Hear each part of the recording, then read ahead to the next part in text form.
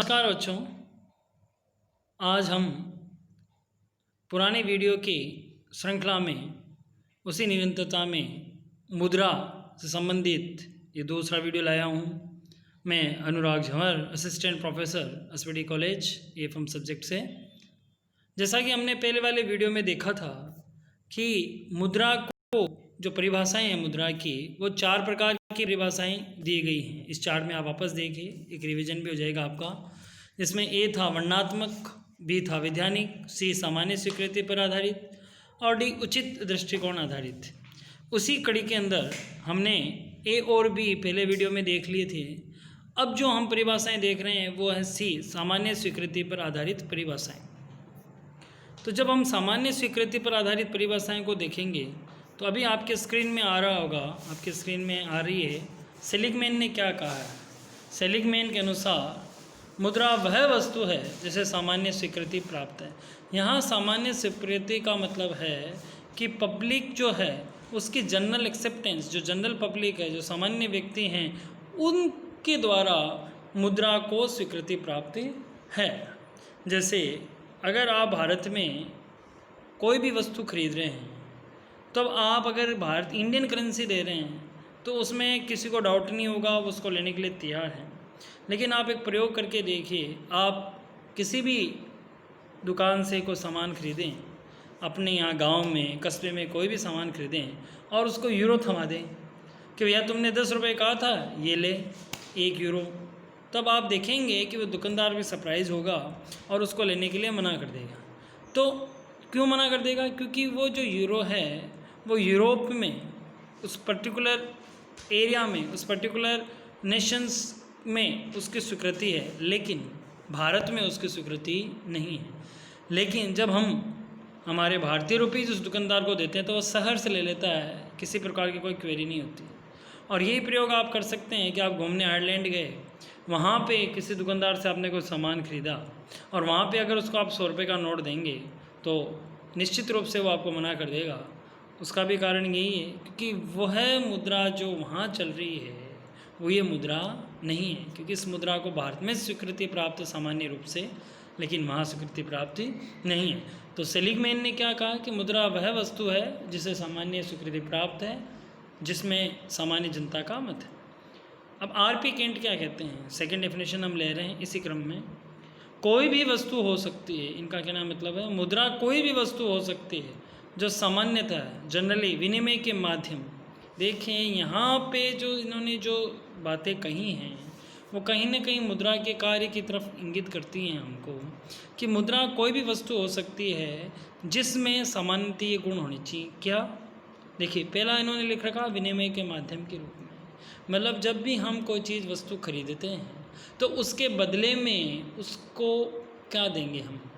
जैसे हमने देखा है कि पुराने ज़माने में लोग गेहूं के बदले बाजरा, घी के बदले किसी भी प्रकार का अनाज, कपड़ों के बदले अनाज, सब्जी, पशुओं के बदले कोई भी घरेलू सामान। तो ये चीज़ें जो होती थी कि भाई ज़्यादातर जो कृषिगत जिनसें थी और उनका ही आपस में लेन देन करते थे, वस्तु के बदले वस्तु विनिमय जो चल रहा था, बार्टर सिस्टम।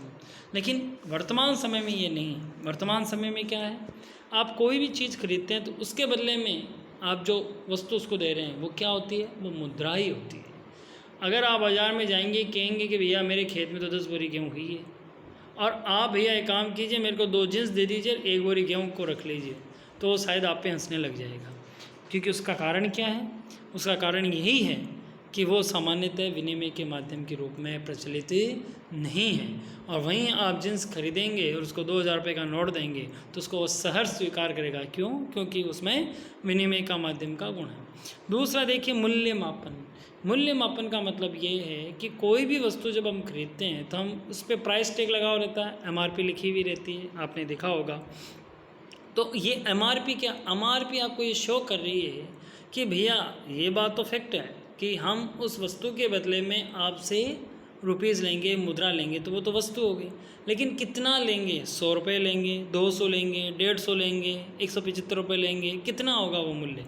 तो वो आपने क्या किया है कि किसी वस्तु की जो वैल्यू मेजरमेंट की है वो भी मेजरमेंट किस में हुई है? मुद्रा में। तो देखिए यहाँ इन्होंने मुद्रा के दो कार्य बताए हैं, एक मुद्रा का मूल्य के मापन में कि किसी भी वस्तु की क्या कीमत है, और दूसरा कि उस वस्तु के बदले में आप जो वस्तु दे रहे हो उसमें क्या प्राप्त आपको? सामान्य स्वीकृति प्राप्त है, वो विनिमय के रूप में यूज हो रही है।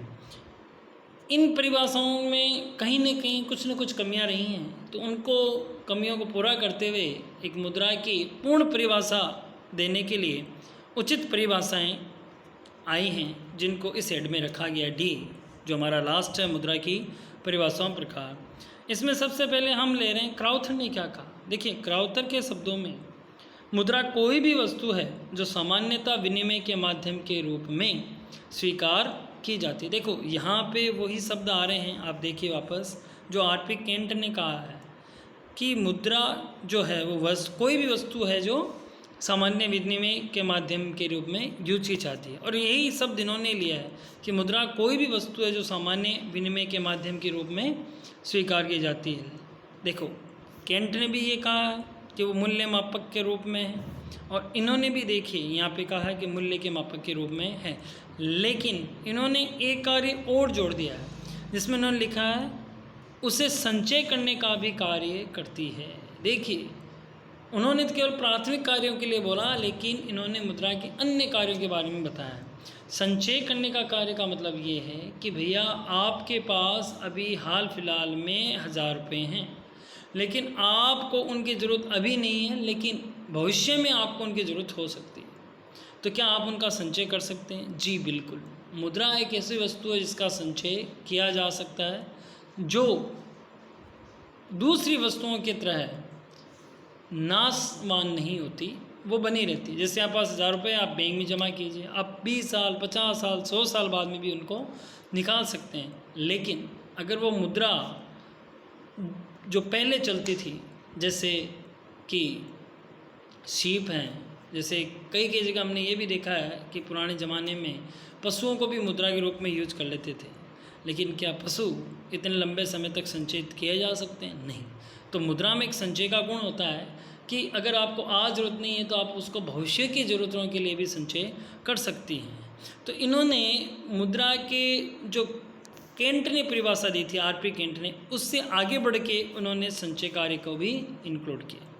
अब हम देख रहे हैं केन्स ने क्या कहा है। जेम केन्स बहुत बड़े प्रमुख अर्थशास्त्री रहे हैं, और इन्होंने जो मैक्रो अर्थशास्त्र हमारा जो है, मैक्रो इकोनॉमिक्स जो है, उस पे इन्होंने बहुत बड़ा योगदान इनका है समष्टि अर्थशास्त्र में। केन्स के अनुसार मुद्रा वह है जिसको देखकर ऋण तथा मूल्य संबंधित भुगतानों का निपटान किया जाता है, और जिसके रूप में सामान्य क्रय शक्ति को संचय किया जा सकता है। देखो उन्होंने कुछ शब्दों में बहुत सारे कार्य मुद्रा के बता दिए हैं, जिसमें सबसे पहला उन्होंने जो कार्य बताया है वो ये बताया है कि आप मुद्रा के क्रय शक्ति कर सकते हैं, मतलब आप विनिमय माध्यम कर सकते हैं। दूसरा, उसको संचय किया जा सकता है। आज आप उस चीज़ को नहीं खरीदना चाहते, भविष्य में खरीदना चाहते हैं, तो उसको संचित किया जा सकता है। ऊपर आप देखेंगे तो उन्होंने लिखा है जिसको देखकर ऋण तथा मूल्य संबंधी भुगतानों को। ऋण का मतलब है अगर आपने कभी भी पूर्व में, भूतकाल में अगर किसी से ऋण लिया है, तो अब आपको उस ऋण चुकाने के लिए कितनी कीमत अदा करनी है, वो भी कौन तय करता है? मुद्रा। और जब भी आप किसी चीज़ का भुगतान कर रहे हैं तो उसका कितना मूल्य हुआ, इससे संबंधित कार्य भी कौन कर रहा है? मुद्रा। तो इन्होंने मुद्रा के जो ऊपर दी गई परिभाषाओं में जो कार्य बताए थे, उनसे बढ़कर इन्होंने एक कार्य और बताया गया है कि स्थगित भुगतानों का भी आधार होता है। जहाँ हम देख रहे हैं ना ये ऋण वाला पॉइंट, इसी को हम कहते हैं कि स्थगित भुगतानों का भी आधार होता है, क्योंकि जो भूतकाल में स्थगित भुगतान रहे हैं उनका जो भुगतान है वो हम आज कर रहे हैं, जो पुराने ऋण है उनका भुगतान हम आज कर रहे हैं। अब देखिए बेटा, आपके 4 नंबर में और 2 नंबर में कई बार ये भी क्वेश्चन आ जाता है कि निकट मुद्रा क्या होती है। तो देखिए इसकी एक छोटी सी डेफिनेशन है कि निकट मुद्रा वह मुद्रा होती है, मुद्रा का नहीं कहेंगे आप, उसको ऐसे कहेंगे, निकट मुद्रा वह वस्तु है जिसे मुद्रा के रूप में तुरंत बदला जा सकता हो, तीव्र गति से बदला जा सकता हो। मतलब वो वस्तुएं जो मुद्राएं तो नहीं हैं लेकिन मुद्रा के निकट है, जो तरल है। तो देखिए यहाँ पे इसको और एक्सप्लेन करते हैं अपन ढंग से कि मुद्रा में तो हम केवल धातु मुद्रा और पत्र मुद्रा को शामिल कर रहे हैं, लेकिन वर्तमान परिप्रेक्ष्य में हम आजकल प्लास्टिक मनी को भी यूज़ कर रहे हैं, ई मनी भी यूज़ कर रहे हैं। जो आप देख रहे होंगे पेटीएम वॉलेट होता है, या जो एटीएम डेबिट कार्ड हैं, क्रेडिट कार्ड्स हैं, वो सब प्लास्टिक मनी में, और जो आपके ये वॉलेट हैं उसको हम ई पेमेंट में शामिल करते हैं। तो मुद्रा में तो हम ये धातु मुद्रा, पत्र मुद्रा और ये जो पेमेंट के जो तरीके इनको शामिल करते हैं। लेकिन जो दूसरे जो तरीके हैं जिनमें विधि की तो कोई उन पे ये लागू नहीं होता कि आप उनको मान्यता देवें, लेकिन फिर भी जनरल प्रैक्टिस में चलती हैं और मनी की जगह वो कार्य कर जाती हैं। जैसे कि हमने नीचे दिए हुए हैं उदाहरण आपको, जैसे गवर्नमेंट सिक्योरिटीज़ हैं, ट्रेजरी बिल्स हैं, डिवेंचर है, विनिमय पत्र है, बैंकों की सावधि जमाएँ हैं, साख पत्र हैं, ये सब निकट मुद्रा है, क्योंकि इनको सामान्य स्वीकृति नहीं है, इन पे आप पे कोई जोर जबरदस्ती भी नहीं है, ये विधि के द्वारा आपको पे लागू भी नहीं की जा सकती। लेकिन फिर भी जब भी आपको कभी तरल रूप में मुद्रा की आवश्यकता होती है तो इन संपत्तियों को मुद्रा में तुरंत कन्वर्ट किया जा सकता है। तो हम संक्षेप में वापस ये कह सकते हैं कि निकट मुद्रा में वे सभी साख पत्र एवं परिसंपत्तियों को सम्मिलित किया जाता है जिन्हें बाजार में बेचकर बिना किसी असुविधा के नगद मुद्रा में बदला जा सकता हो। इसीलिए इन्हें निकट मुद्रा अथवा मुद्रा का प्रतिस्थापक भी कहा जाता है। देखो बच्चों, इस चैप्टर में, इस आज के टॉक में, इस वीडियो में हमने जैसे निकट मुद्रा हैं वो कौन कौन से वस्तुओं के बारे में जिक्र किया है, इनकी डेप्थ के बारे में अब आपको अगले वीडियो में हम बताऊंगा। जैसे सरकारी प्रतिभूतियाँ क्या होती है, ट्रेजरी बिल्स क्या होते हैं, डिवेंचर्स क्या हैं, विनिमय पत्र क्या हैं, एफडी क्या है और क्रेडिट लेटर क्या है। तो आप सब लोग कोरोना काल में अपना स्वास्थ्य का ध्यान रखें, पढ़ाई भी करते रहें, तो आप अपना भी लाभ करेंगे और कहीं ना कहीं इस कॉलेज को भी लाभ करेंगे। धन्यवाद।